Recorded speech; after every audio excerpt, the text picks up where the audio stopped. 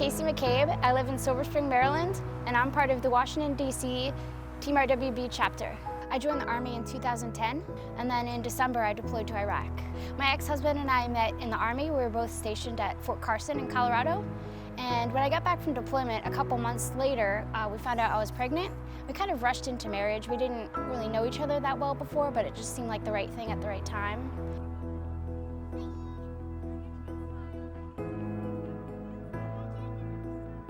Well, I thought that after our son was born, things would get better. You know, he'd be a good dad, but it didn't really get better. He didn't help out in any way. I was pretty much left by myself. I had to do everything for Patrick. I was unemployed and I wasn't even in school at the time, so I was a stay-at-home mom, and that was hard for me as well, especially being a veteran.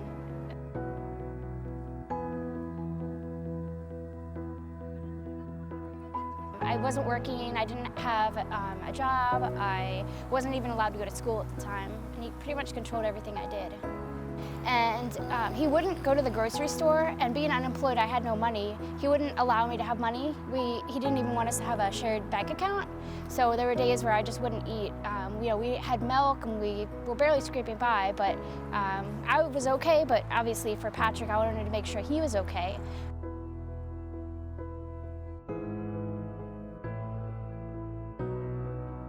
I couldn't tell him. I kind of had to leave without him knowing because I wasn't sure how he would respond. At the time, none of my friends really wanted us to stay with them, so I had to stay in a women's shelter. I'm very thankful I had that resource, but it was hard. I felt so alone. You know, it was just Patrick and I. He was 15 months old at the time, you know, just a baby. One really cool fact is the day I left my ex-husband, my son started walking. He took his first steps by himself, and that was, you know, amazing, incredible day because it was kind of like, hey, Mom, you're doing all right, you're doing the right thing. I kind of needed that at that point.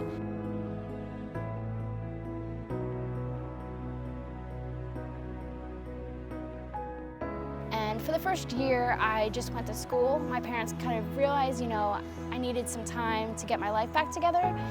So in January, I went back to school. I started going back to school. I was going to a local community college, and I actually finished my associate's degree.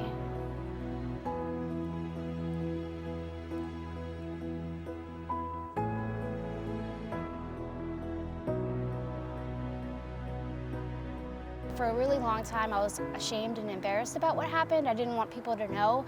But once I started talking about it, I realized that people really, you know, find hope and inspiration, and I really want to share my story and be an advocate for other women who have been in similar situations. That's really important to me.